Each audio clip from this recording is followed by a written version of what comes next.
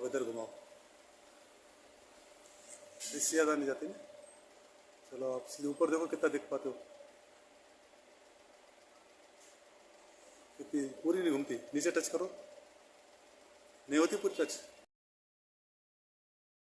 अब घुमाओ गर्दन, पूरी घुमाओ, इधर घुमाओ, पूरी पूरी घुमाओ। घूम गई पूरी। पहले तो बहुत दूर थी। ऊपर देखो कितना देख पाते हो, और ऊपर देखो, शाबाश, सब घूम गए। टच करो नीचे, अब दर्द नहीं है ना, पूरा घूम गया। स्पॉन्डिलाइटिस एक दिन में ठीक।